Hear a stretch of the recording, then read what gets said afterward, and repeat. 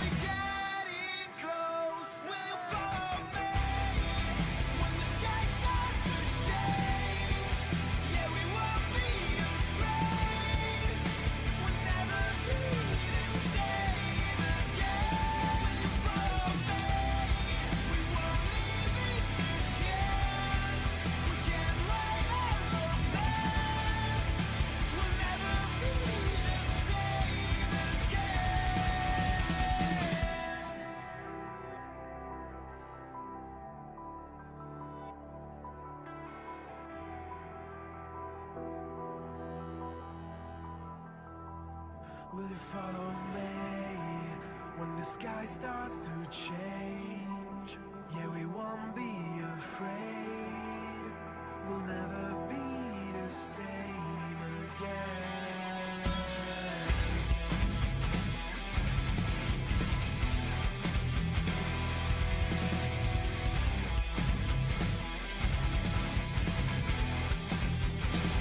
Will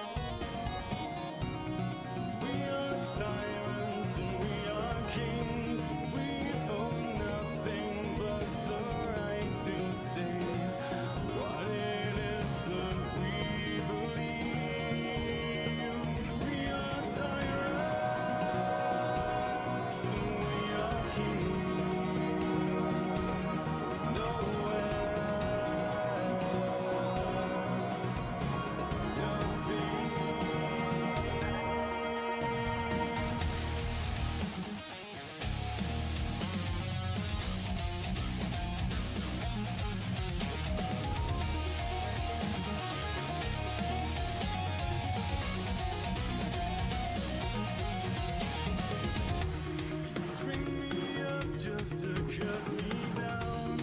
Say my name just to spit it out. Does it feel better now? So tell me where did we go wrong along the way? What happened to the purpose? 'Cause it feels worthless now. There's nothing left to say. 'Cause every time I tell myself that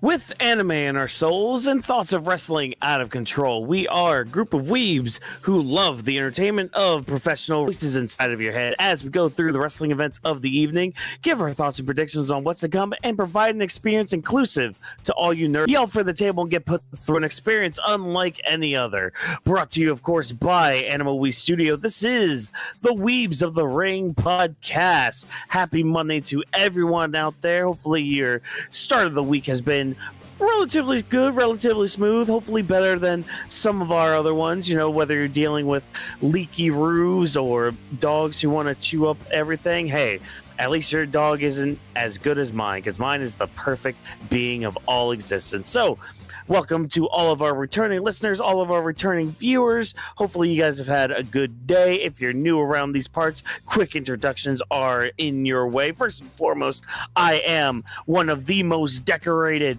sports entertainment podcasters in all of the land, all of the realm that is the internet. Your reigning, defending, undisputed heavyweight champion of the world. And Sydney just vomited all over the floor. So I'm probably going to have to go clean that up right now, because that is a mess right there. That's what you get for eating cat food, girl. But I'm going to let my other two co-hosts introduce themselves as I clean this up.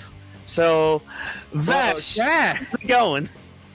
Well, chat, with that beautiful transition, we hope that Sydney is okay. We hope that Walker has a good time to play the daddy role right now.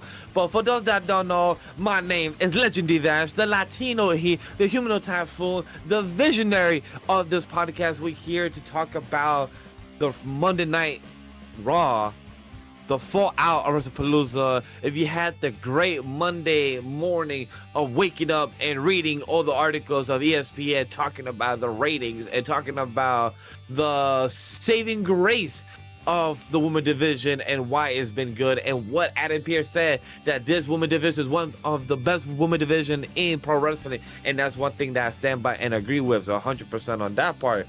When it comes to the content, we're great to talk about it. I'm glad to be here, and don't forget to always comment on your thoughts about this episode and the Monday Night Raw coverage. What did you think about the division? What did you think of Cody Rhodes and Seth Rollins going for the fourth match? Would it be a 4-0 or would it be a 3-1? Let us know your speculation for us to see on the journey that will lead to Crown Jewel. But I'm gonna pass it to my co-host, Mr. Drop This Box. How is it to have you here once more, as always? So again, welcome to our episode of Weebs of the Ring. You probably noticed something a little bit different here. This is something that Watkins has requested himself. So moving forward, we're gonna have this little background music. I toned it down at the right amount so you could still hear us clearly, but as we talk, you can hear some nice instrumental from the guitar. Really sets the tone for a wrestling show. But I'm doing pretty good tonight. There was bits and pieces of Raw that I personally did enjoy. When it came to a few things, obviously there's a couple things in between that's always going to be there. Sometimes it's not, thankfully, and then there's those days where it just shows up whenever it does. But I am looking forward to seeing what else is going to come out of this week. Just adding on to what you said about what ESPN said and what was going on with that, it was very interesting to wake up this morning and see that, but I'm honestly not upset with it, because I'm honestly hoping maybe that pushes them to do better, because Agreed. At least they were honest about the show itself. I can't really disagree with what they said. The show really wasn't out of this world at all. There was a couple highlights there, but that's not really saying much. So hopefully that's a flash that they see in front of them with, like, what, maybe we need to switch things up. Hopefully that's a regular thing moving forward, not a just one-time thing, because I would definitely like to see that system integrated so they can do better. I do agree with that. That's something that would be pretty interesting too. Will be moving forward. How will Triple H? How will the team? We also heard the reports. If anybody wants to take it serious or not, up to you. But how would they take the reports that we also found out that John Cena was supposed to be originally winning against Brock Lesnar, and a few other things that was supposed to be actually the case? So it just shows two questions: that who is really taking the charge? How will TKO/RX WWE, how will they handle this moving forward? Because that's going to be pretty interesting. But because a lot of people was questioning, hey, we have no promotion already for Raw until like 4 in the afternoon of EST is when they finally announced for Cody for the show tonight. So it's like a lot of speculation that are they still trying to put all the pieces together. So it's going to be really curious to see how would it go moving forward. After that, I think we've spoken enough about the ESPN stuff what happened this morning. I think we can also get ready to talk about one of the highlights for us, the main event that happened for tonight, the Asuka versus Rhea Ripley. We had them, like Wade Barrett said, is a main event type of scenario. It's a PLE main event. It's a star match that we could possibly get, and I want to pass it first to Drop because I know he's a big fan of these two ladies, and I know that he wants to see them on the ring. We haven't got them on the PLE that I can recall. Wade Barrett and Joe gave some statistics that I believe they right now have. Rhea has a 2-0, I believe, or 0-2 against Asuka. If you can, please fact check me about it because I forgot which way it was. But overall, what did you think? So I'm glad this was finally put into motion because this has been something that's been teased for quite some time now, because you obviously have all of shenanigans going on in the back whenever Asuka shows up and Rhea's trying to converse with Io, and you always have Asuka getting into her face. So obviously, sooner or later, if you continue to poke the bear, obviously the bear's going to poke back, and we saw what happened with that. Rhea got in front of Asuka's face. They decided to make a match. It ended up being the main event. Wasn't expecting it to be the main event, but hey, nope. It happened. No issues with that, of course, at all, because like I mentioned when we were doing our introductions for this show, this was probably one of the things that I did enjoy about the show itself, because it pretty much starts kicking things into motion.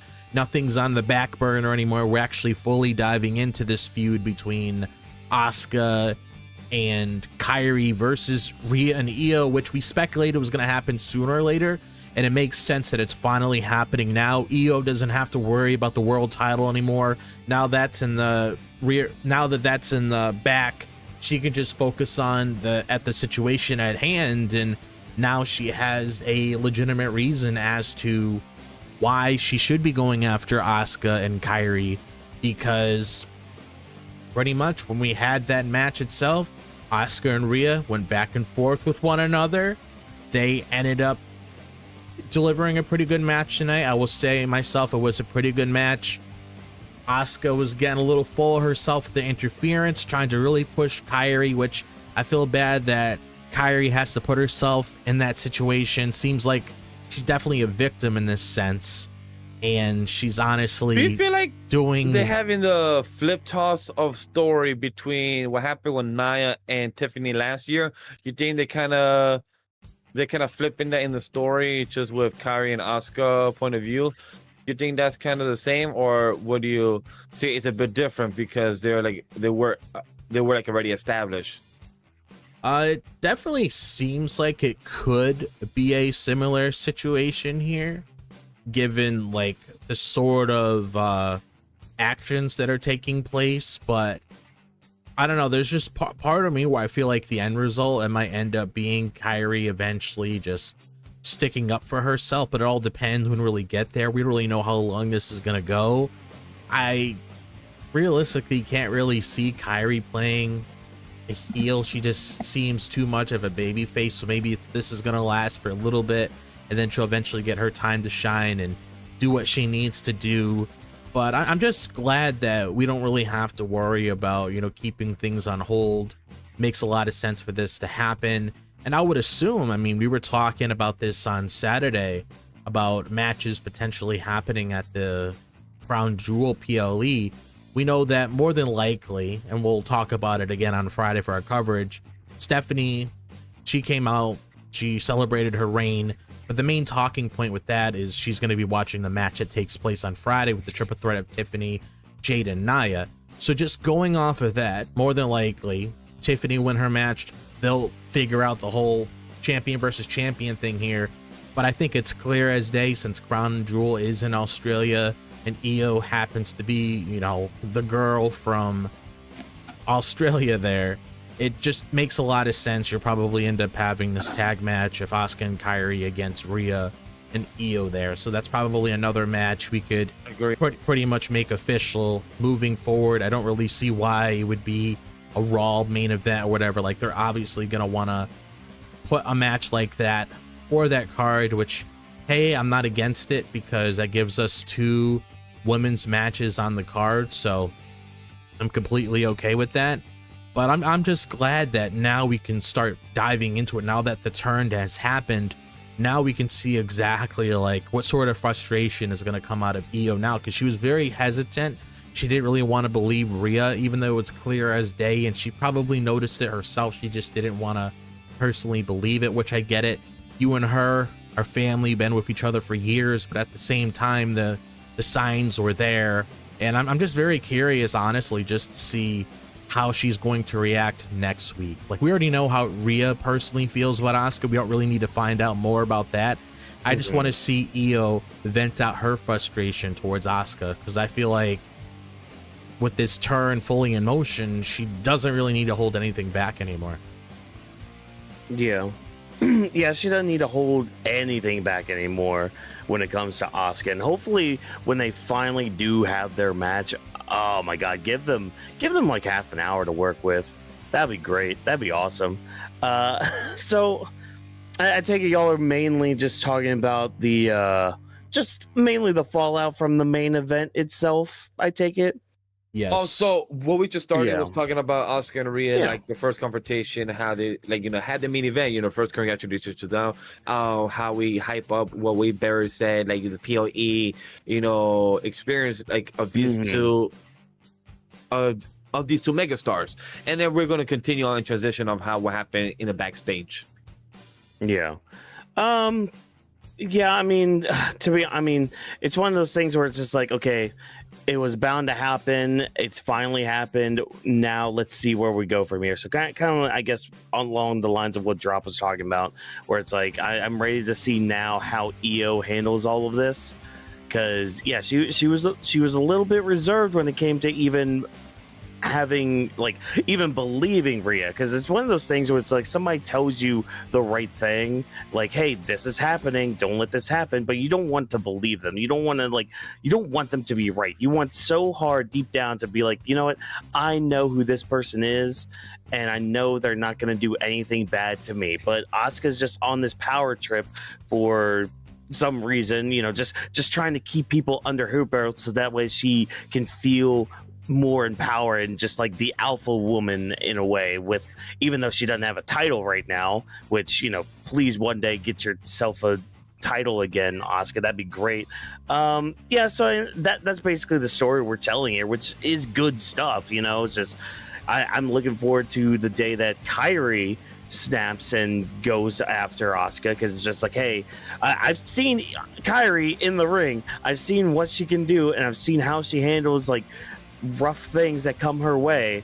It's a little odd to me to see her very like timid like this, even when it comes to attacking Rhea during the match. Like, even then she was kind of holding things back, which, I mean, I get, but I think that kind of just stems from one person overacting and me kind of enjoying it, compared to another person that we'll get to later on, where their overacting is kind of taking me out of what they're doing.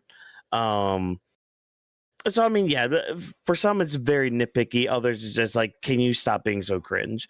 But yeah, I'm all for this match. I'm all for whatever we're going to be getting in Perth. I'm assuming that's going to be the tag match, and we'll get to like the one-on-ones at a later date. So yeah, definitely looking forward to this. And I guess, man, I don't know. I don't really have much else to say. I mean, I feel bad. This is probably going to be the theme for me for tonight, because I'm not going to lie, I was not feeling a lot of Raw tonight. I was not feeling a bunch of it. And which, don't get me wrong, there was a lot of good stuff happening, but it's just like a lot of it's just like, okay, this is panning out just as I was kind of expecting it to. So if you guys saw the tweets today, a lot of people was making me laugh, because a lot of people was predicting well, Cody and Seth will go. How would it go? A lot of people was predicting that watch the Bronze attack Cody, and then there will be like a main event of the Bronze So glad that didn't happen. versus Cody versus LA Knight or Jimmy or Jay tagging team with them, and then that's what will be the main event. A lot of people said that, and I'm like, I actually don't want that to happen. I actually No one don't does. want it. And Yeah. I'm like, cool. And then I saw the one for Stephanie Vaquer. She comes out, she thanks Adam Pierce. Everyone said we deserves it. And I'm like, oh, that's actually exactly what happened. And I'm like, that actually went paint by Yeah. the numbers. There was another part that Yeah. that was on top of that where they were thinking Rhea was going to come out afterwards. And Yes, yes. I'm just going to Mhm. say this though. Given the context of what's going on with Cody and Seth right now, a match like that definitely is not needed. Stephanie's main focus is on whatever Tiffany is doing on Friday, and then once she wins her Yeah. match, which I'm not gonna sugarcoat it, guys, she's gonna win her match. Then that's basically her focus until afterwards, and then she could figure out who is up next. So like even Rhea coming out, given what she's currently dealing with right now, would be counterproductive. So I'm Yeah. glad what we typically see online didn't happen, because if it did, it wouldn't make any sense at all. Yeah. So I don't. I'm sorry, everybody. I don't have anything more deep No. to say. I'd No. rather just see where this all plays out. I'm actually looking forward to it, because one thing with WWE right now is their women's division does a lot more for me than the men's does. But if you want more context for all that, go check out our Wrestlepalooza coverage, because, boy, that was fun to talk about. 100%. It was amazing. But we've touched on it a little bit here and there. Let's go right into what exactly Crown Jewel is all about. It's all about those Crown Jewel titles for both the men and the women. We already pretty much know where the women's side is going to go, with Stephanie Vaquer versus probably Tiffany Stratton. Let's be honest, probably going to be her. The men's side is already set with Cody versus Seth. And of course, Cody's there to start off the night. He doesn't get much out at all to talk about. He gets his little catchphrase in of what you guys want to talk about. Seth Rollins comes out. He holds off the Bronze and Paul Heyman. And again, a great promo segment had here, playing upon like both of their histories. But I love how this starts with Seth just wanting to know what exactly Cody thinks of him, because he hears it from everybody else. He hears it from the crowd. He hears it from his hot wife. He hears it from Paul Heyman and the Braun Bruns and all that. But he wants to hear from Cody specifically, because screw all those other people. What do you think of me, Cody? And Cody's response is really good. How it's a complicated relationship, because on one hand, hey, when I first came back to WWE, you were kind of a dick to me, Seth, and I didn't much care for that at all, to the point where we had some battles and all that. But he's also grateful to Seth, because without that feud, without those first 3 matches, Cody wouldn't be here where he is right now. And then, of course, playing upon the whole WrestleMania 40 thing, the whole idea of the watch, too, that Seth never wore it until tonight. And that even plays into a moment later on in the night where he's just staring at it. This promo segment was really good. And I'm not going to lie, kind of on Seth's side with all of this. Because it's like, Cody goes around saying, oh, I'm QB1 for the WWE. I'm the main person. I am the main character of the WWE stratosphere and all that. It's just like, okay, but what about Seth? What about your world heavyweight champion? And I love how this kind of plays onto one of my biggest issues with having both the WWE title and the world title. One of them is obviously going to be second place. So I really, really like this promo segment, but I don't want to go too long as I'm preambling this section. Vash, what do you think of this opening segment between Seth Rollins and Cody Rhodes? You said everything perfectly, that this was such a beautiful homage to both of their history, where, as you said, that one cannot go with the other. I'm curious to see what type of poster art would be, because, for example, many people said that the Joker was CM Punk, and Seth Rollins was a Joker and CM Punk was Batman in the art that they did for the mixed acting. I'm curious to see how people saw this because the way I felt that it gave me, not saying like Superman and Batman where like they don't hate each other but still are friends with each other. It was just an interesting dynamic of two friends that have a toxic relationship but have come to understand one another and work with each other differences, and that's what Cody was highlighting about. But as anybody has played sports or athlete, I remember in my senior year of high school, I was looking forward to be called captain on my team because I've been there for 4 years. I put in the work. So my 4th year, I'm about to graduate. I'm a senior. I felt like I should have authority. I should have the experience. I have the most time in.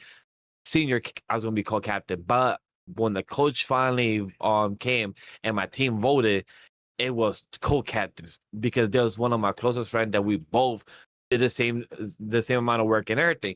So was I happy for co-captain? Yes, but then who honestly is in first or second authority? That's what you question in that sports athletic type of scenario. So I understand where Seth is coming from because if you're in that position, like Watkins said, the world champion belt is seen as a second type of fiddle to a lot of people. To many people have said it in many conversations. We have brought it on our show many times. So I get where Seth, you had that little anguish, like his question to watch. If anybody also watched the Becky podcast, Cody even asked Becky, does he wear the watch that got him last year? So everything comes full circle, even a product of WWE, a podcast. So to know that reference. So that was pretty cool that they mentioned that watch.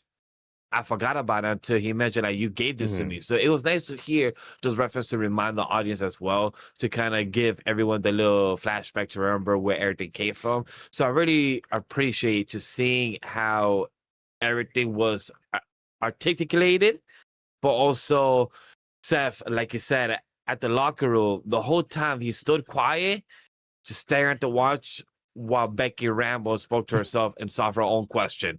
She had questions. She solved it. She said, I'm out. I'm going to do my own business. So I just love that Seth the whole time. And I want to give a shout out that I know Seth probably learned or took some pointers from Roman when he did his storyline like this 5 years ago and showing those acting chops, those emotion chops on screen about the character and not just as a wrestler. I mean, there's a lot that goes into that Mania 4D watch that I think we can dive into here in just a little bit. But, Drop, what do you think of the opening segment to start out not only the night, but this feud going into Crown Jewel Perth? This was probably one of the things outside of what we talked about first that I really enjoyed out of the show. Like, I'm just going to be honest with you guys. The first two things that we talk about on our show was Raw to me. Everything outside of that was just filler.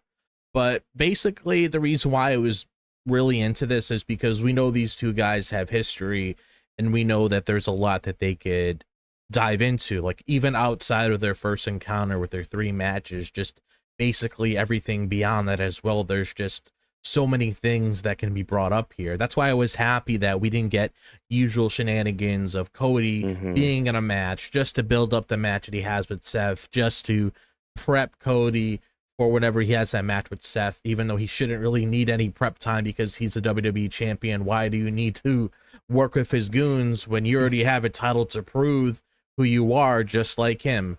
So it's like, I like how things started off. I like how they were honest with one another. I like how Seth vented out his frustration when it comes to how he personally feels inside. I like how Cody was brutally honest with him because what he said as well. And he said a similar thing to Drew McIntyre when they were building up the Royal Rumble a couple years ago. It's like, last time me and you had a match, who won? And I like how Cody said that because that's definitely something Seth needs to take with him when he heads into this match of Cody, because every match that Seth has had with Cody, I mean, what we're seeing on television is just a 0-3, but if you want to be technical, it's in double digits now, including live events, but that's not mandatory right now. We don't really need to focus on that, but he has not ever beat Cody. So he needs to take that into account and needs to focus on the situation at hand. If he wants to prove his value, if he wants to show what he means to the company and everything beyond that, he needs to take this seriously. So I'm glad there wasn't any silly shenanigans that we sometimes see with Seth. I like a more serious Seth at times, which I know is a complaint with Seth Rollins at times. He usually does like the little silly shenanigans all the time. You can't really take him seriously. But then once you get that version of Seth, like you see when he's with Punk, he gets serious. What you see when he's with Cody, he gets serious. Same with Roman Reigns. That's the kind of stuff that we need heading into this.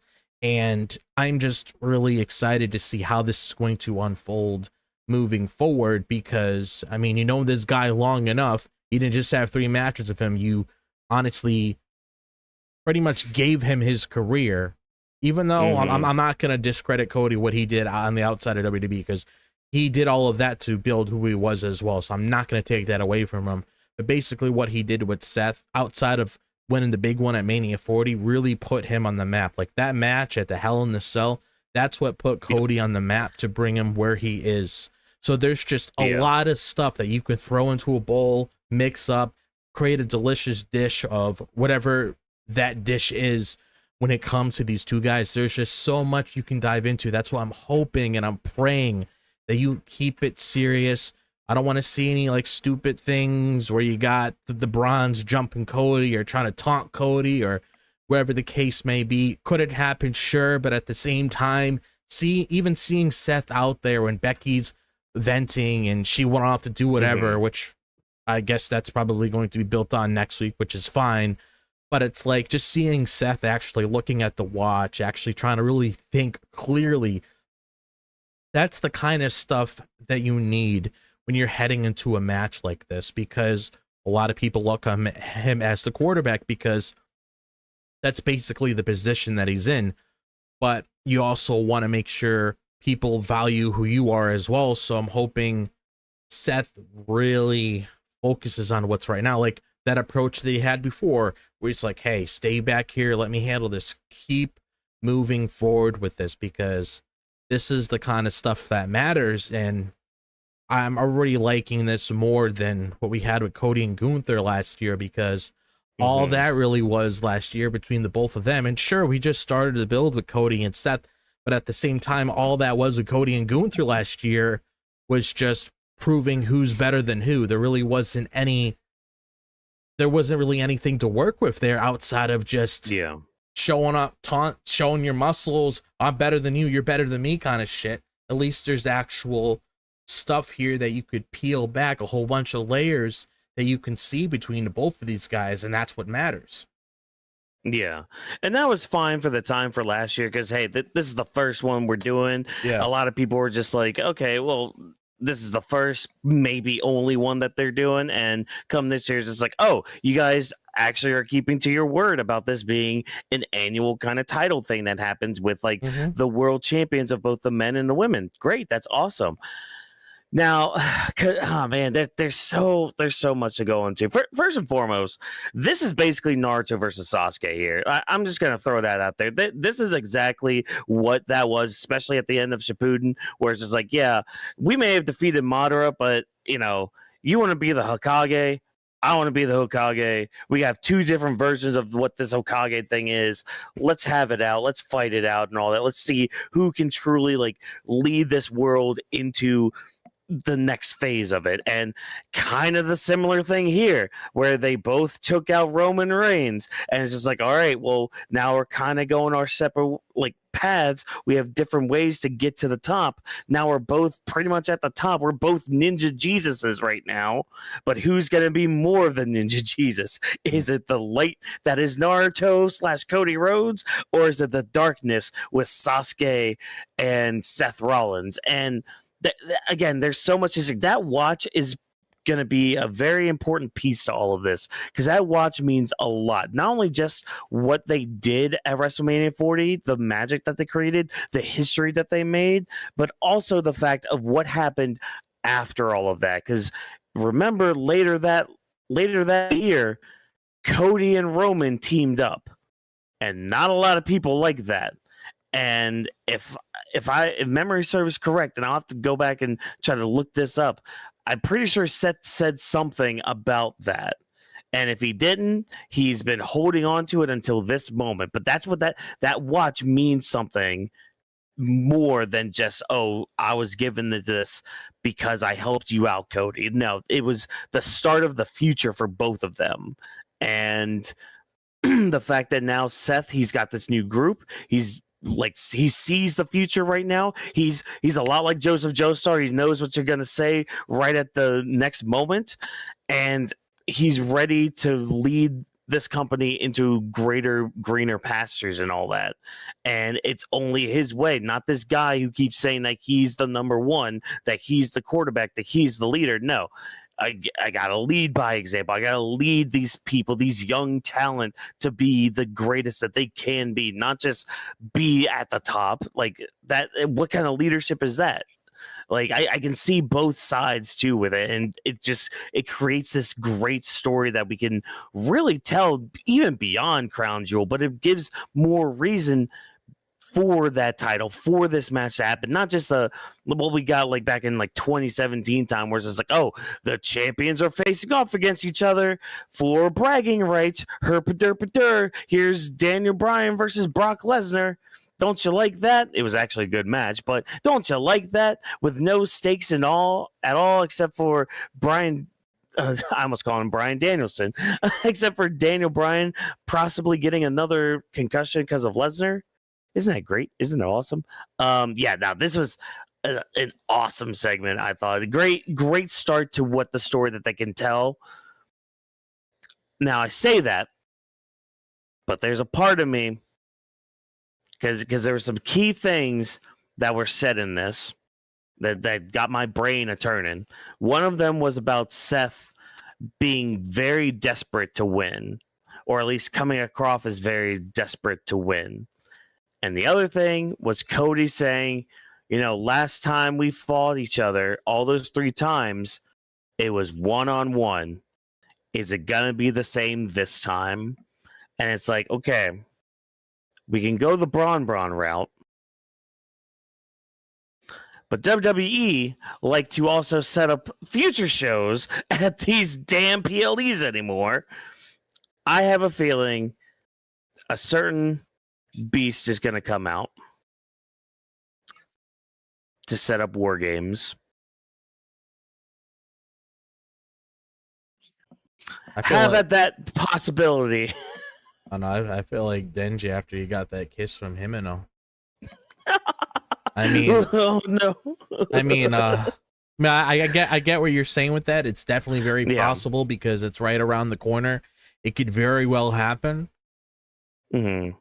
It's just there's also a part of me that really wants Seth to earn that win properly. Yeah. Same. And trust me, there's that part of me too that's just like, man, I really want Seth to just beat Cody with no assistance. But yeah, I don't know. There's just that part of me that I can see it happen. And part of it is just from that short, small interaction we had with Brock and Paul. The fact that Seth is so desperate to beat Cody. And I mean, I can already see the playing field for this certain War Games match, which I'll get into during a later segment, with another crazy out there theory I have. So I'm gonna table that aspect of it, but I wouldn't be surprised at all. Like at this point, and I mean, Brock, we are about to dive into that soon. So oh yeah, exactly there's a reason I made sure that was next. Yeah. But I mean, Brock in War Games, I mean, it's one of those things where on paper that's class, like give me some of that, but the execution, as we saw this past weekend, oh boy, depends on if he wants to work or not. And War Games, you gotta work. You should probably work. Yeah, you see, he needs to know it's not a one and done thing. Like more than likely, he might be one of the last people coming out in that match. So he needs to know the match doesn't officially start until all of the competitors are involved in that match. So he needs to take that into account. Bro needs to know the rules. Yeah.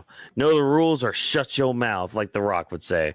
But anyways, man, I feel like there's a lot more we can dive into with this, but I kind of want the layers to like peel off a little bit more as the weeks go by, because we still got a few weeks. We got what, 3 weeks until this event, which hopefully you got your alarm clock set, kids, because this one's going to be an early morning for a lot of people. Yeah, I'm probably AMST. I told Walker, like, yo, guys, let's do a sidecast. Walker's like, I'm going to still be in bed. I said, I'm going to be having some coffee and watching the live show at 8 in the morning. Yeah, you have fun with that.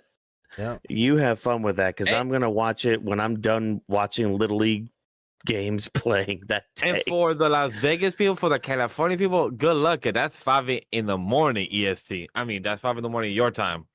Yeah. Yeah. So have fun with that.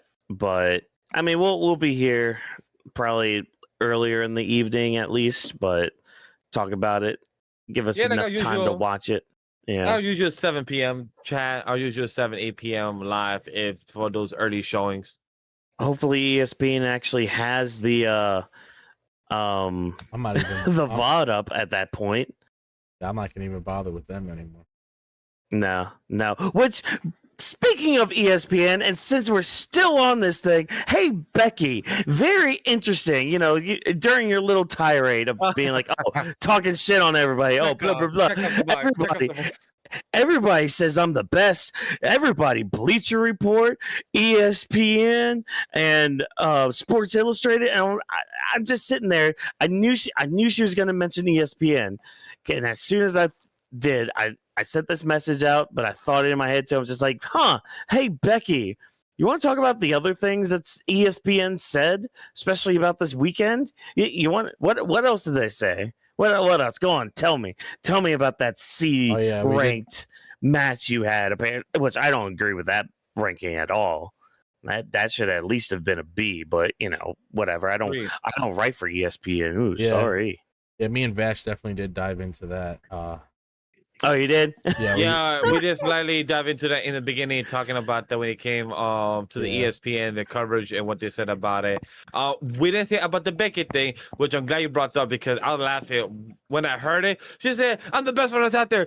You know who says it? Like, just said, like, Bleacher Report, ESPN, Sports Illustrated. I'm like, I love it. And she knows it. She's having fun saying it. She knows damn well. She's like, oh my God, I just had a fun. Like, I can just imagine just her checking out the box. She's hoping some other sports outlet says this, that is, high marketed. So they'd be like, yes. Mm-hmm. You know what? Weebs of the Ring, you are one of the best wrestlers out there. If you want to also shout out Weebs of the Ring, we said it for you, Becky. Go ahead. Sure, why not? We'll just roll with those punches, I guess. So, speaking of rolling with punches, let's talk about a match that was more of a fight than an actual match, where Jey Uso was taking on LA Knight. Now, this one also, like Ogres, has some layers to it. So, we had a moment backstage where Jey and Jimmy are talking. Jimmy's just like, hey, try to get a match against the Brawns to kind of get some revenge. And he told me that you have a match with LA Knight tonight. And we kind of get this back and forth with Jey and Jimmy. Still Jey trying to put Jimmy down, or like trying to be the alpha in their little relationship and all that. Later on in the night, Jimmy sees Cody backstage, and he basically asks Cody, hey, go talk to Jey. He's not himself anymore, and Snickers aren't really helping him at all. So Cody goes back there, gives him a bit of a pep talk, just reminds him, hey, you do have people close to you that are here for you, that are willing to do what we can to help you or anything like that. So Jey kind of brushes him off a little bit before his match. And of course, LA Knight has a banger promo before the match. And again, the match itself, more of a fight, more of just a physical altercation rather than like a pure wrestling match. And because of the Brawns coming out, it leads to Jey capitalizing on that, picking up the win. And then the Brawns are going to go attack LA Knight. Jimmy wants to go save them and wants Jey to help, but Jay's like, nah, man, we're done with this. I'm done with LA Knight. And Jimmy goes out there with a steel chair. Brawns back up a little bit.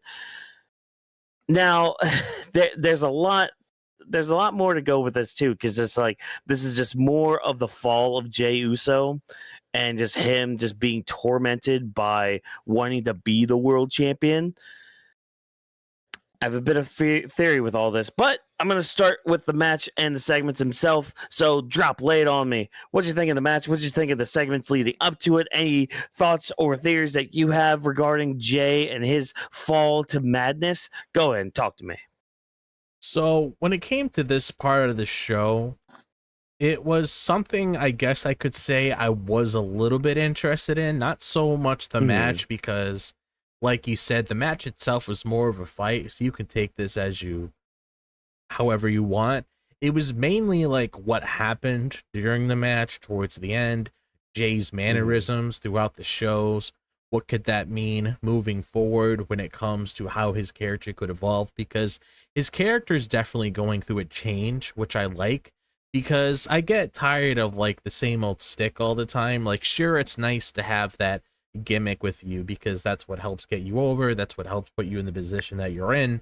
But a lot of people have always been wanting a serious Jey Uso, and he's always showing signs how he wants to take things seriously when he's having those hand signals to the crowd to chill out, let him speak, let him actually approach whoever he's in a segment with so they can take what he's saying to heart, not as like one of those jokes where he's saying yeet after every single sentence that he makes or making all these different kinds of pauses. Like, you have this whole entire thing with Jey where he's really taking what Roman said seriously. And one of the other things I also noticed as well is, yeah, you know, you had that thing with him and Jimmy in the back. Pretty much, even though he tries to sugarcoat it, is kind of blaming his brother for what transpired that night. And then you also had the run-in with Jimmy and Cody talking about, oh, is Jey all right? What's going through his head and everything? Oh, he might not listen to me. Maybe we should check on him. And one of the things that Jey was focusing on the most during that conversation, he really wasn't looking at Cody. He was looking at his title, because that was the title that was pretty much bringing Jey to the mindset that he's in when it comes to the World Heavyweight Championship, when it comes to Cody's title itself, because he's literally just looking at that title the entire time, just showing that, yeah, maybe what Jimmy said a few years ago, what talking about us, is probably right when it comes to how I'm really switching things around. Where ever since I got that title, I'm just acting like a maniac, and I'm making all these reckless decisions, potentially breaking relationships in the long run.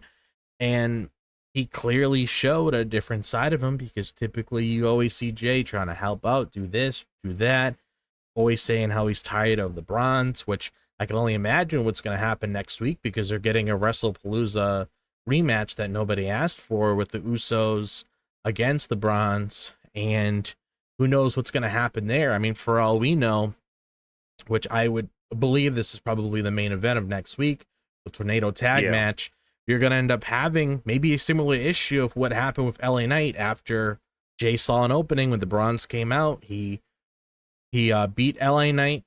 LA Knight was getting attacked. He went in the back. Jimmy went in. He decided to help LA Knight, where he brought a chair from him. It could very well be one of those situations where he might end up doing something similar to his brother, where he's just so fed up with everything that's going on.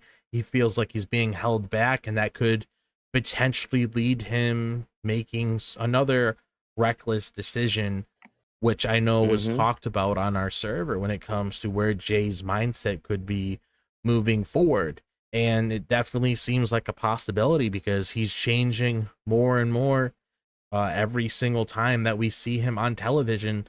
So I wouldn't be surprised in the slightest, because just like how they wanted to end off with a hot angle tonight with Rhea and Io getting attacked by the Kabuki Warriors and kind of setting up that feud between the both of them, both of those teams, I could see a similar thing happening next week, where you're going to get that angle where Jey just walks off on Jimmy. And you could look at it and be like, well, you know, him and LA Knight having butting heads, it's whatever. I guess you can understand it to a certain degree because of what they've been through. But now that he's doing it to his own brother, then that's the main talking point, because you finally got these guys together. Jey's just been acting like an ass lately. And then the second Jey does that, which I just have this gut feeling that's what the angle is going to be to close off the show next week. You're going to have a lot of people talking about that moving forward when it comes to the decision that Jey makes. And by making a decision like that, it can only go down deeper and deeper when it comes to the little rabbit hole that Jey's going to throw himself into. Mm-hmm. Yeah, yeah. Jay's that rabbit hole is going to be deep. It's going to be dark, and it's going to be very interesting, very intriguing. But Vash, what'd you think of the segments, the match, where Jay's story is going? Why is Gamora? All of that stuff. 4 letters, 1 word. Yeet. Yeah. All Look, right, cool. when it neat. comes to our character, Moving on. when it comes to our character Jey Uso, I really like where this is going. I've been also supportive of Jey Uso for the past year and two when he became a single competitor, and he has won his shortcomings of his IC title reign of 42 days and his other shortcoming, one of 35 days, I believe it was, and his world champion. As myself, as a fan of Jey Uso, I'm not a big fan of the really short days. I would have preferred like the 50 to 80 days, just like, or at least, 150. At least that shows the reign that, hey, Jake can hold it down. But I like that, hey, if he can't hold the title, keep the character, keep the growth, keep the development going for his character. I remember at one point, Jay was walking around like, yo, is Rhea single? Because let me holla. Remember at that point that we haven't seen that in a while. So I'm glad that him to be focusing and doing what he got to do in that point. What is really cool to see, and I feel bad for LA Knight being the chopped liver to be the one that's taking the L's or taking the opponent wise. I'm really curious to see what is LA Knight gonna get out of this. Would he be joining the War Games on that behalf? Would Jimmy be against Jay? I like your theory. I'm curious to see if we're gonna get there because you said something interesting in the Discord chat of a possible turn if he joins to the dark side per se. Well, so that specific dark side it's very specific too, and a lot of conditions have to be met for a lot of people to be on board with it. Because trust me, I get it. I get this theory, but there's some ways it could work out. So basically, the theory I'm talking about, and I'm sure I'm not the only one that's thought of this too, but it's mainly the idea of Jay joining the Vision. Now, you may stop and ask yourself, wait, hold on.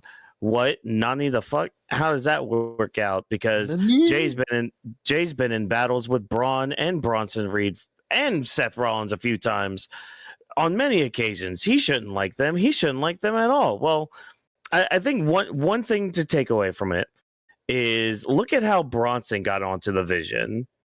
He literally tsunamied Seth how many times? What was it? 6? 7. 6 times? 6, 7? Yeah. So he basically destroyed Seth and took Seth off the shelf for a while. So why would they have teamed up? Well, there's a bit of a mutual respect right there. So, okay, fine, whatever.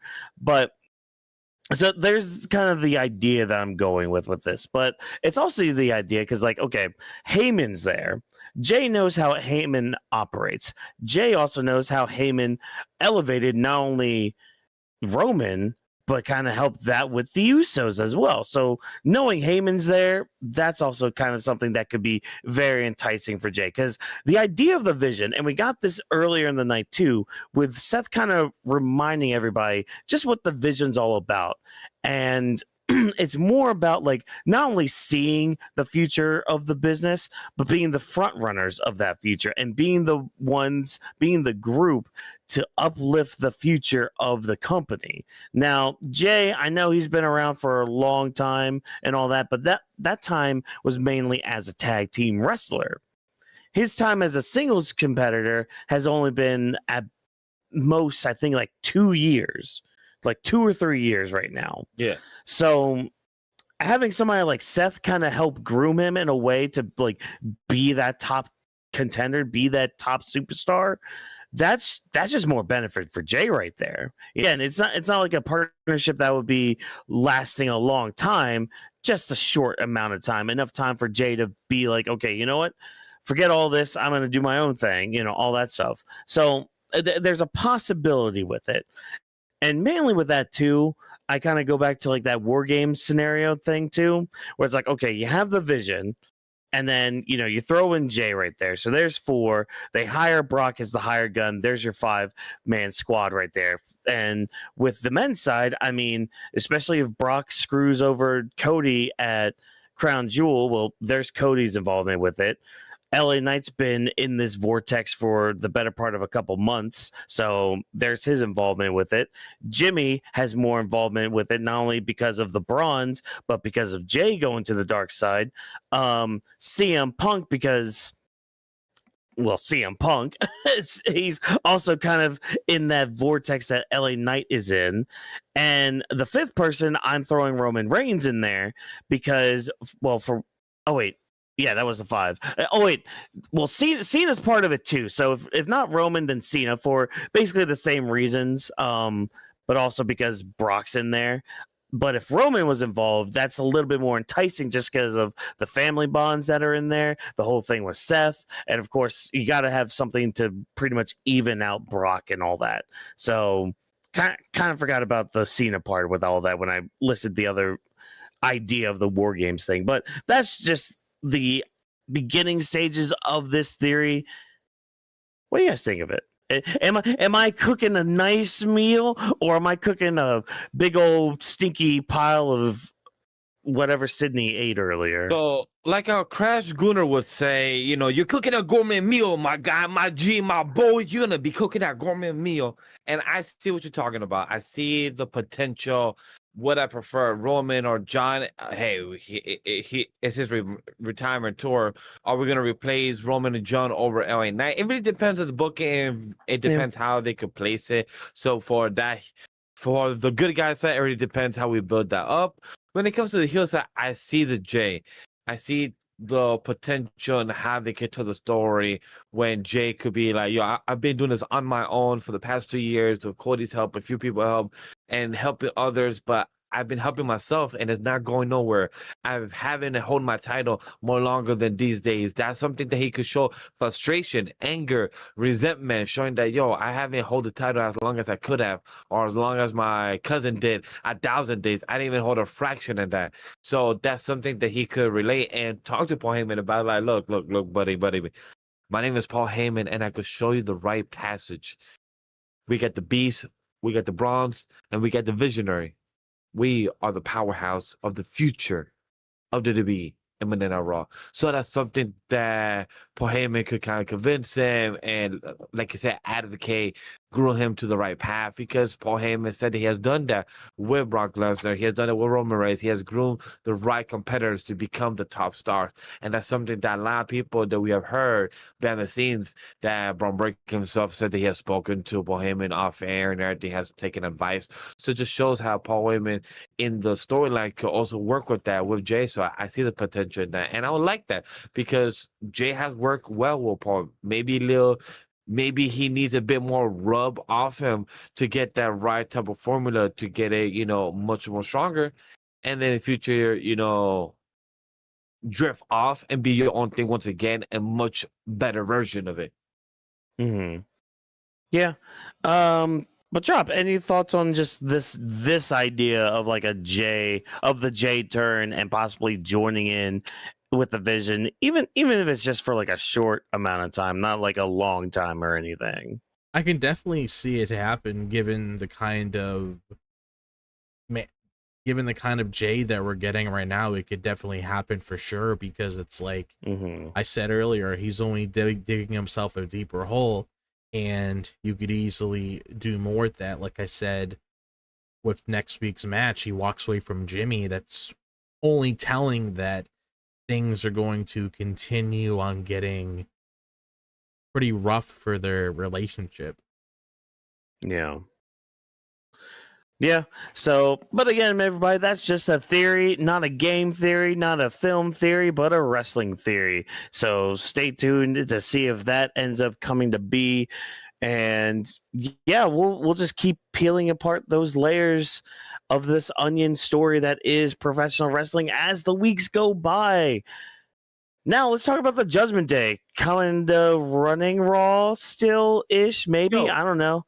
If only we had the tag titles on the line. Thank you. That got me pissed.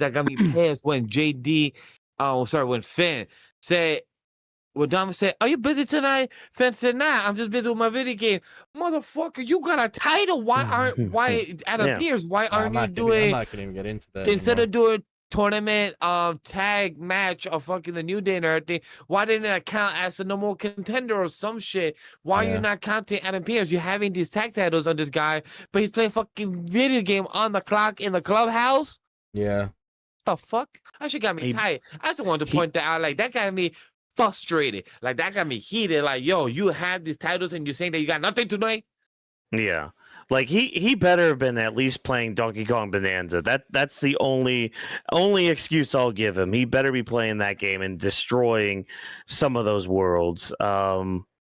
Yeah, so in backstage, I mean, Dom's worried about Rusev, and again, Finn's too busy. He can't do anything. Roxanne's got a match with Bayley later tonight, and Raquel's going to have to be out there for there. And JD, he doesn't want to help Dom out either because, hey, you're kind of doing things on your own, buddy. You got your El Grande Americanos, which, you know, that video package was a thing that happened. So I guess they're going to be a full-on tandem now. Are they going to go after the tag titles? Is that what? Oh my god, that's what this is going to lead to, isn't it? The freaking El Grandes are going to freaking go after the damn tag titles, aren't they? They're going to win the tag titles. Hopefully not. Yeah. The mysterious ones that Raw apparently has. That Adam Pearce knows their names because he has supposedly signed them. Because they just say, hey, don't hire no more. I'll prefer not to for the next 2 weeks. Yeah. But I do really like the setup of, because hopefully, can we finally pull the trigger on just this Judgment Day implosion thing? If it doesn't happen, if something more significant doesn't happen next week after what happened this week, I'm really going to question how long you want to freaking cook things, Triple H. Yeah, it just makes the question that, like, even, for example, Dom set up the match for JD already against Rusev tonight. But guess what? He didn't tell JD until after JD agreed to it. Even Roxanne and Raquel were like, oops, you got caught on 4K slipping. We're going to walk away because you literally got caught. And JD's questioning, he literally wouldn't feel like, yo, my G, did he just hear that he told me, yo, can you just step in and fight Rusev? Yeah, no problem. Great, don't worry, you don't got to talk to Adam Pearce because I already set that match for you. I just want to ask for your consent that you already agreed to get your ass beat for tonight. And I'm like, how the fuck does this relate? Yeah. Yeah. And if Dom didn't tell JD then, JD wouldn't have even known he had a match to begin with. So it's just like, what? Yeah. All right. Cool. And then you ask Finn first. Like, why'd you ask Finn first, knowing damn well you already had the match booked? Like, what? And there's supposedly gun Americanos in Mexico because Finn said, why don't you actually do it for like, nah, he's in Mexico touring right now. He can't. With his two other brothers and cousins. Yeah. Yeah, I mean, look, Mexico's a ginormous country. So, I mean, JD, Rusev, it was kind of predictable how that match was going to go. And the whole thing with Dom, like we saw tonight, is just going to bite him in the ass next week because he did nothing to help JD when Rusev put him in the accolade. And you had Finn come out there, take out Rusev for the time being so we can get JD out there.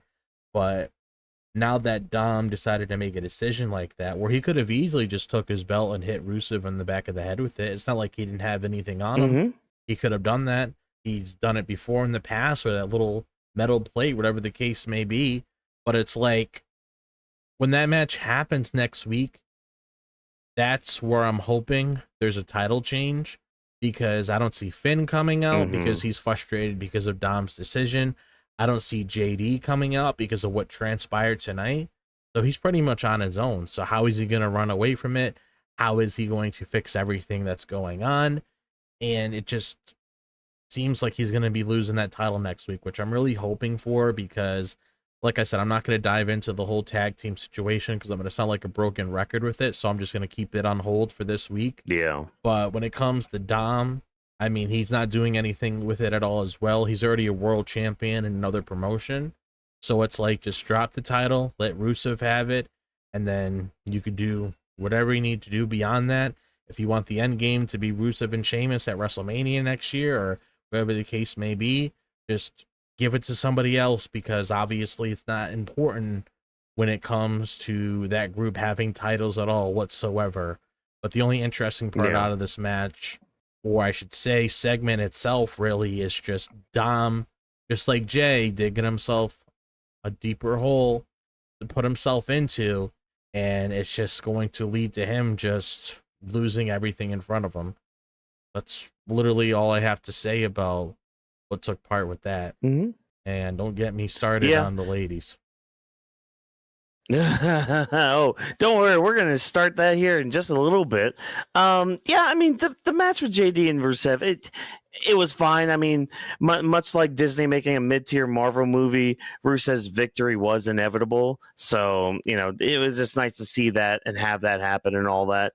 And yeah, I do like at least the added wrinkle of Dom like freezing up and not attacking Rusev. I do like that aspect. That's why, like I said at the beginning of, you know, all this, is if they don't capitalize on that next week, then what the hell are we doing? That will prove to me that Triple H just like he waits way too long for certain things and certain plot points to just move forward, because that's the thing with like pacing like a storyline, or you know, just a story in general. You don't want things to linger too long. Like, you know, another good example is sometimes One Piece does this too, like especially post time skip. Like there's some times Birdcage where like it takes forever to get out of or get through a certain situation, and you're just like, Oda, can we speed up a little bit, buddy?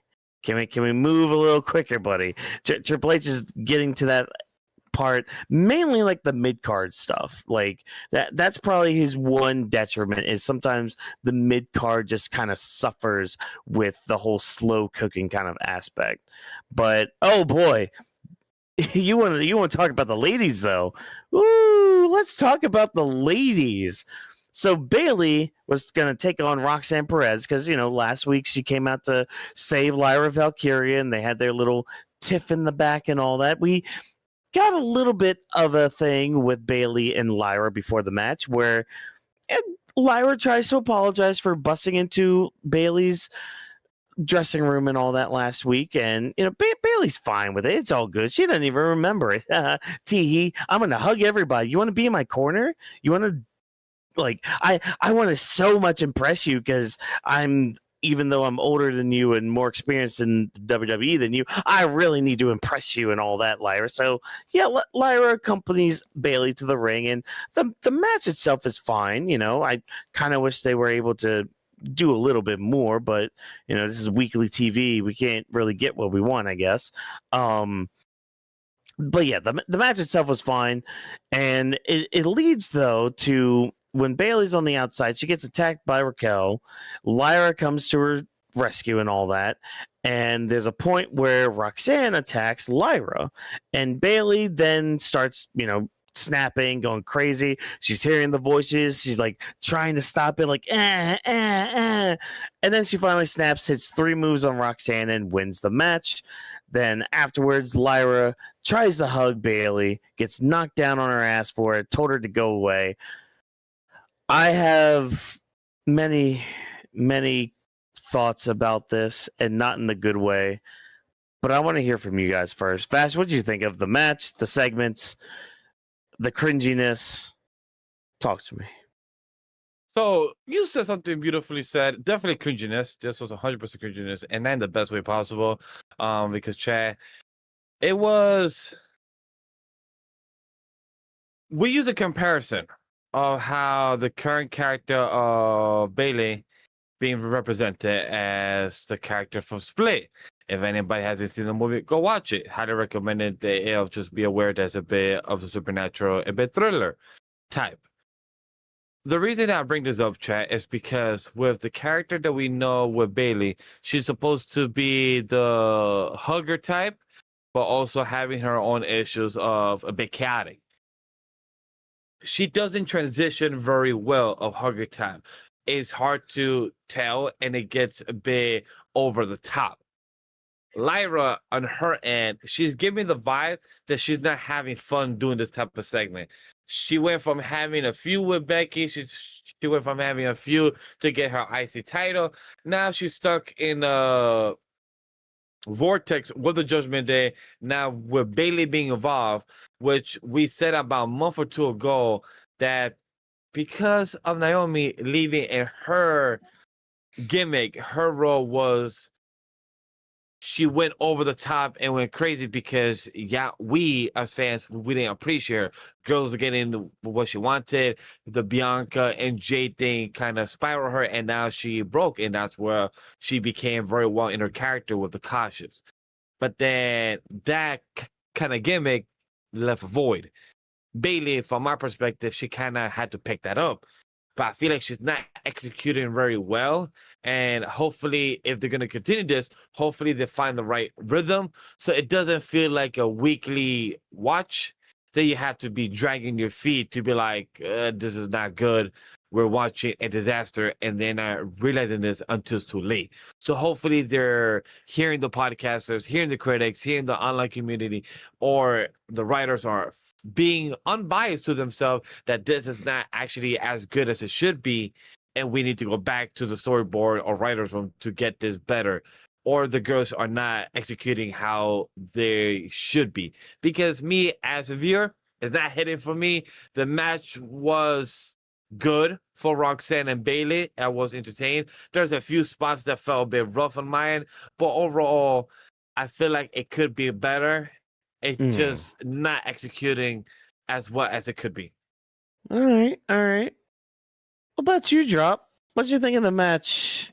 These segments, the cringe. What did you think of it all? Not really doing anything for me, if I'm being perfectly honest.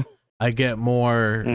I'm more excited about the Chainsaw Man chapter tomorrow than I am about this, because I mean, rightfully so.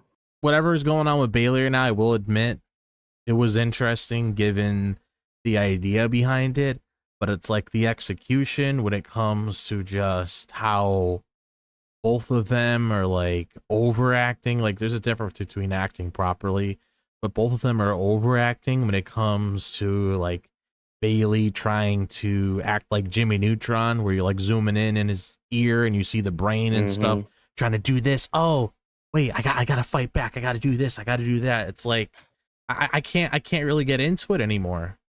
It just I just don't really want to see this every single week. Like it just doesn't feel organic. It just feels very forced, and the way that Lyra acts as well when it comes to like her expressions, whether overdone or just not really into it. It just doesn't really do anything for me. Like I don't really know what the end goal is here. That's the thing. Sometimes you can tell what an end goal is, even if it is a stupid idea. But I don't know what the end goal is here. Is it Bayley finding who her true self is towards the end and she just goes along with that, or do we have to deal with this for the next 6 months? I just don't care for it. It just does nothing. There's no championship involved. Are we just gonna make this another Vision where we're just fighting the same people every single week? Like, what's going on? Yeah, because I could only imagine you're gonna get Bayley and Lyra against Roxanne and Raquel. I can already sense it, and again, it's not gonna do anything. I don't know. Yeah. Lyra should have just kept the same mindset she had before, and she was like, you know what? You acted this way towards me, just walk away. Yeah, just walk away, girl. Yeah, and like that's the thing too. It's just like you look at how Lyra was in the summer, like the early summer, where she was IC champion. She wasn't taking any shit from any of them. Her, Bayley, who was it? Becky back in like the triple threat that they had at Evolution. Banger of a match because all of them were vying for something. All of them had animosity, but mainly Lyra, because like she was not taking anybody's shit. And now you're having her being like, I don't know. Like, what kind of character is that? you go from being like this badass Irish lady to like being scared of confrontation. Like it's very similar to the problem I was having with Io. Oh, not Io, sorry, Kyrie at the beginning of the show, where it's just like, I know how good and intense you can get. Why are you cowering right now? But at least with Kyrie, there's the added aspect of like, okay, Asuka's trying to be like the head bitch on top and all that. And, you know, she's putting Kyrie down and all that. And that's kind of giving Kyrie fears and all that. So, like, you can at least kind of justify that on the Kyrie spectrum. And also when Kyrie overacts, it actually is kind of adorable. I will throw that out there.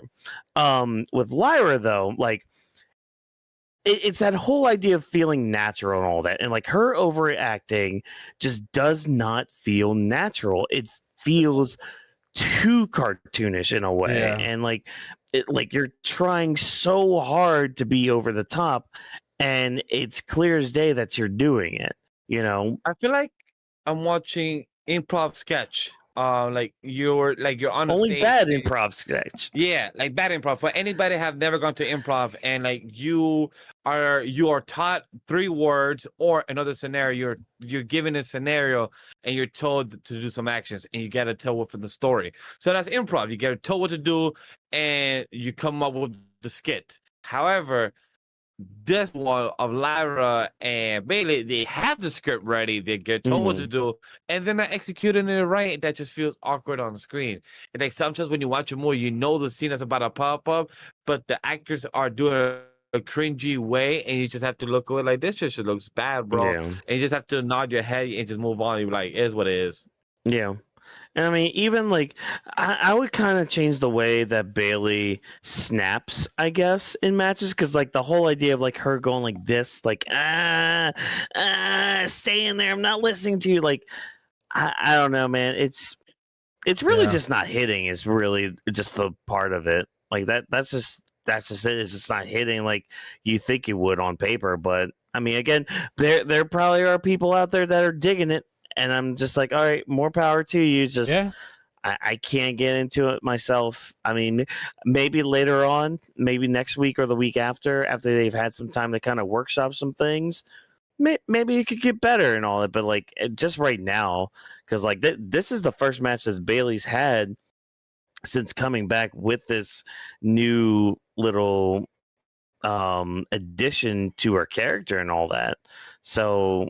Yeah, I mean, they could workshop it a little bit, see if they could make it a little better, but yeah, not feeling. And I was already not feeling Lyra's overacting last week, you know, but yeah. So I don't know. It's just weird, man. I want to get behind it more, but maybe time will tell. Yeah. I'm kind of also ready for Roxanne to start winning.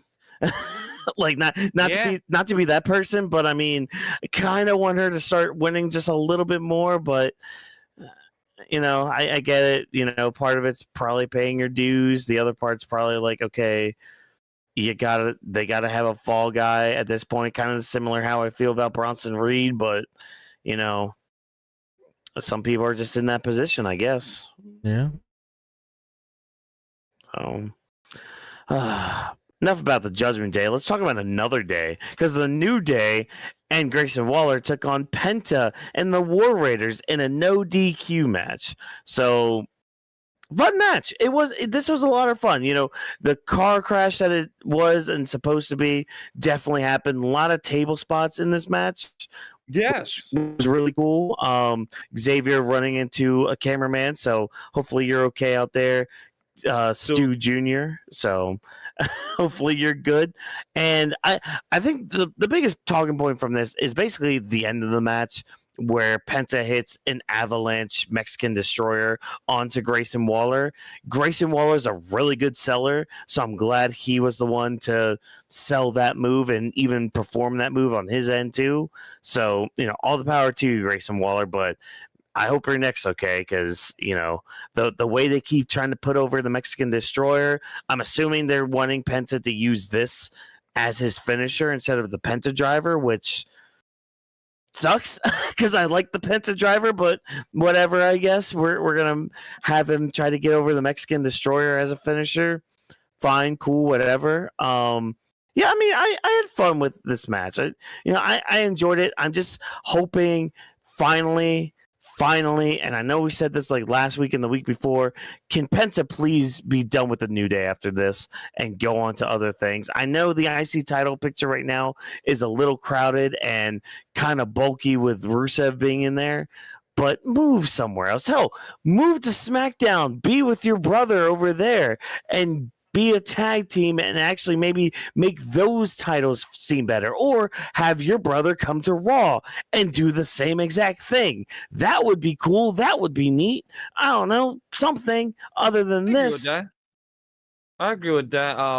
For those that are not using the hashtag non-sponsorship of NordVPN of hashtag Weebs of the Ring, there was Penta talking about it during the commercial break, saying that he's gonna go after the IC title, which was great to hear. It got me excited. There was a cool promo with Braxton and having the War Raiders talking about their thing, having going to war, having a good match with Penta and everything else. And Penta was like, speaking like Cero Miedo, doing his thing, doing his walk, but also saying that, hey, I'm gonna go after the IC title.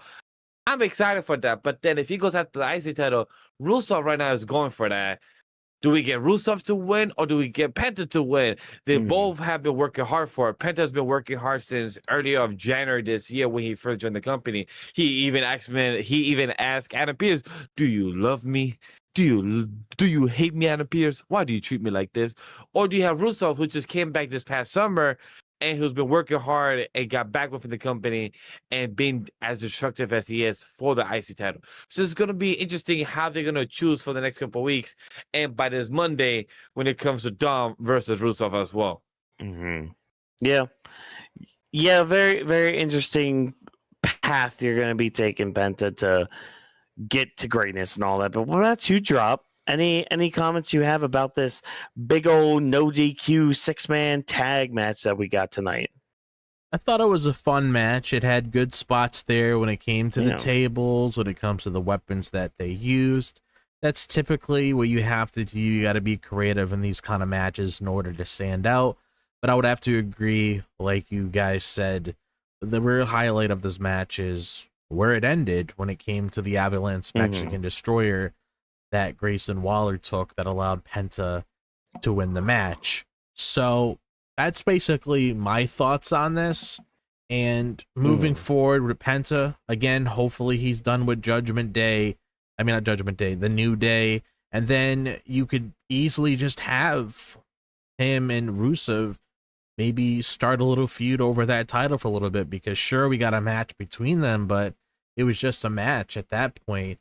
Maybe once, because I'm pretty confident in Rusev winning that title first, because I mean I can't see Dom having any sort of way of winning unless he has some sort of surprise with the Americanos next week. But even with that in mind, I'm like, this is Rusev we're talking about. He can handle those guys with no issues at all. It almost seems like those guys aren't going to really be that much of an issue for a guy like him.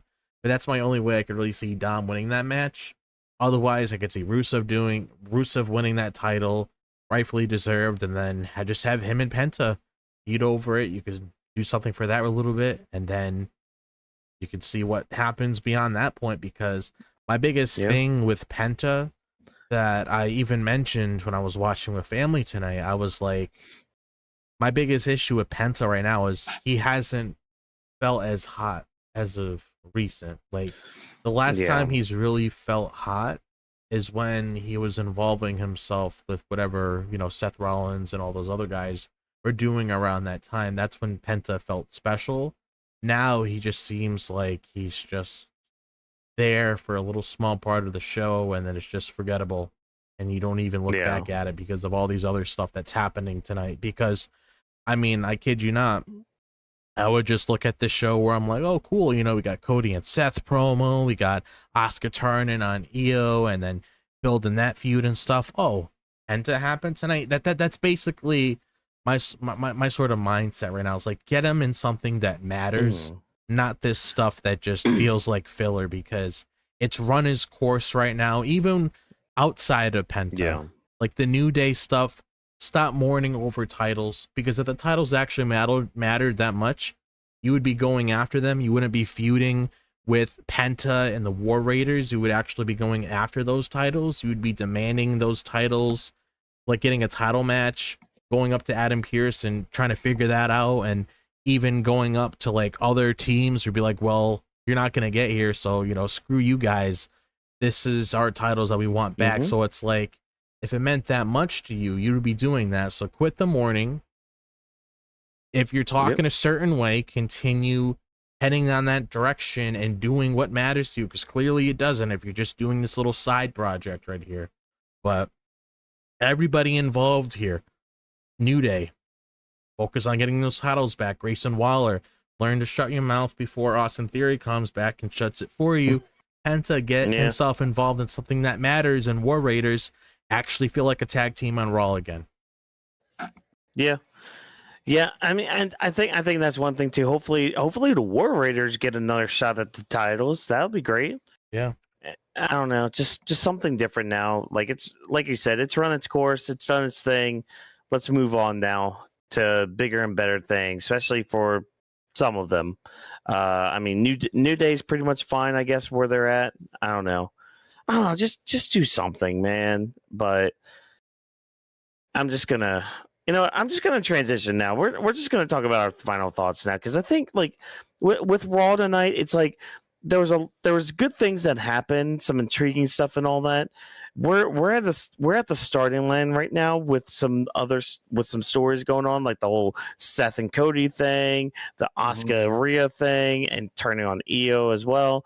Some of the stuff with the Judgment Day and all that, even the descent for Jey and all that. Like, we're pretty much at like the starting line for a lot of those, maybe a little bit ahead of it. Like, maybe this is just lap 1 out of 9, because we're on Baby Park. You have to go 7 or 9 times around that track to win, which chaos ensues there.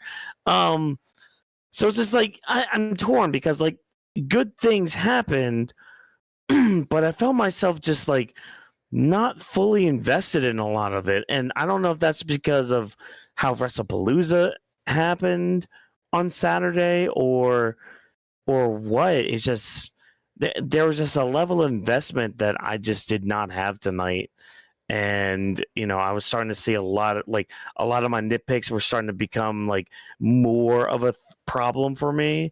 And I'm just sitting here like, man, it's not hitting like it should. But again, certain aspects were good, but it was kind of a weak Raw for me.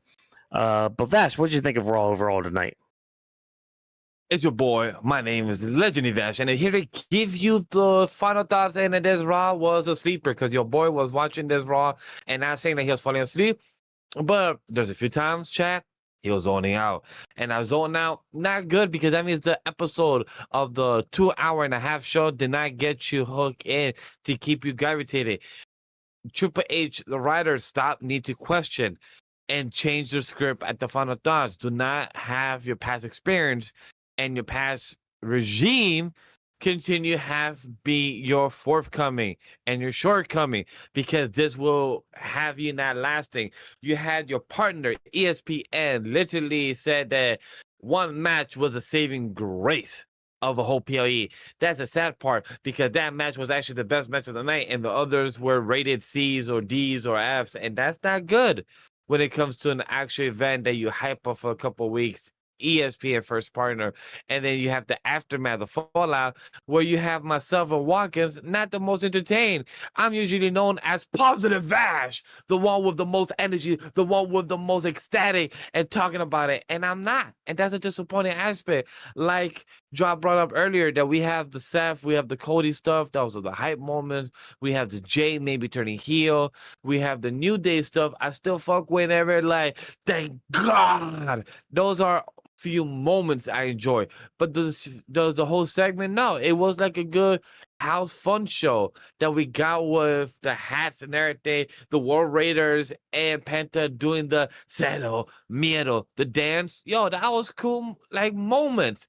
but not the cool stuff. The War Raiders did not get a pop, and War Raiders are great in the ring. We had Ivar going up the top rope and about to do a beautiful landing, but the New Day moving her, but the crowd wasn't there for it. They were not in the pop, and I feel like it deserved more. But hey, U.S. crowd has always been whacked. So what can you say? You're muted, Watkins. Sorry, I forgot about that. I had to make sure Sydney was all right. American crowds suck. Yes, they do. They very much do suck with the same taunts over and over again from the crowd. But that's besides the point. Drop, what do you think of Raw overall tonight? So I really wasn't feeling Raw that much tonight outside of a few things. Like I mentioned earlier, when it comes to the beginning of Rhea and Io's feud with the Kabuki Warriors, I am really looking forward to seeing that take place because it's been something that's been built for the past couple months. So I am excited to fully dive into that. Like I mentioned earlier, very curious to see how Io is going to react next week once she comes in contact with Asuka. I am looking forward to seeing Stephanie on Friday for SmackDown. So whenever she watches the match, she'll know who she's facing at Crown Jewel, like we agreed with Tiffany. And I'm just really interested to see both of those ladies in the ring, not only from a match perspective, but also looking at their careers ever since they came to the main roster. Because one of the things I was thinking of that I forgot to mention, we were talking about that segment itself, is that both of them have been pretty lucky early in their careers on the main roster, where in under a year you had in the following year you had Tiffany Stratton win her first main roster title, and then Stephanie Vaquer has some easy fuel to fire back at Tiffany, where it's like, what only took me a couple months to get where I'm at, it took you a year. So there's already fuel there to throw in the fire to really start kicking things into gear for both of those ladies. So I'm super excited for that. So there's definitely some similarities there that can make a pretty cool story out of, and the stuff with Cody and Seth. Again, I notice a lot of people say it online, and I do agree with them as well. Cody just feels a lot more different when he's on Monday Night Raw, when he's involved in certain things. He feels more like a Raw guy. I mean, every time you see Cody on Raw, when it comes to whatever segment it may be, it just hits a lot harder. Cody's just different on Raw, but the Cody and Seth feud should be very good. Very excited to see where it goes. Hopefully we still continue, the same theme of it when it comes to just taking it seriously, letting it marinate, not forcing too many things at once. Just let it play out, let it do what it needs to do, because the way that they're taking it is working very well. Things should be interesting next week for Jey when it comes to that match him and Jimmy are having towards the Bronze. Pretty sure we're going to get a big cliffhanger next week. That's definitely going to be a big talking point for us for sure. Definitely probably going to be our headline story.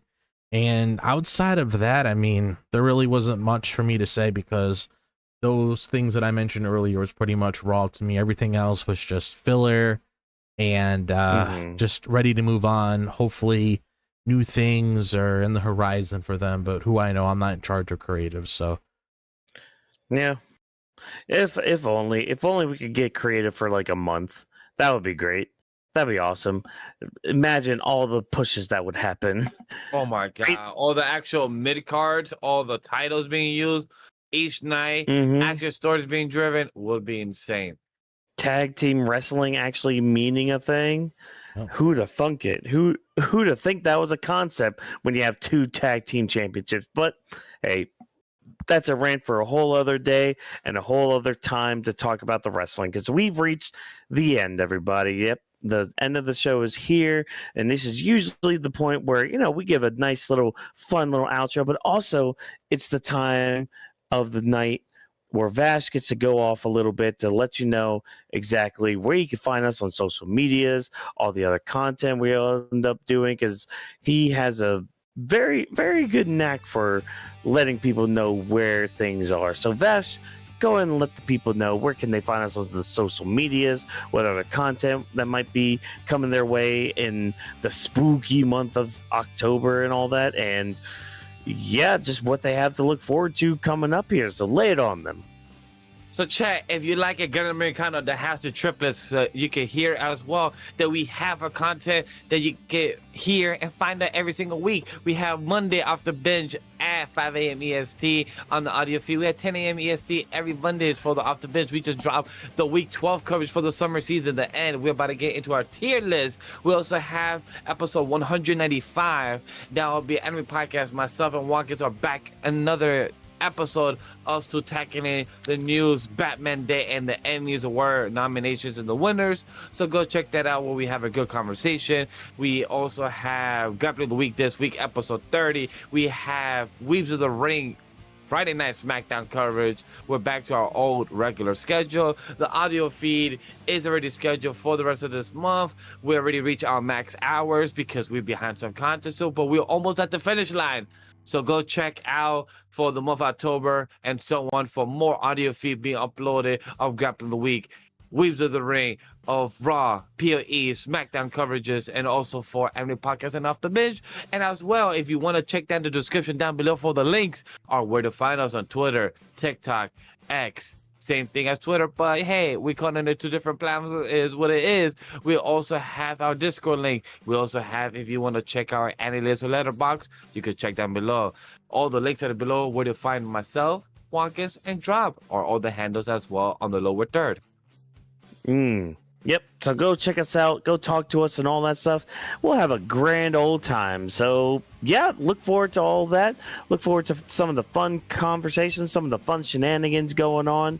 And yeah, I'll just end it there, folks. So thank you for taking time out of your day to listen to the Weebs of the Ring podcast.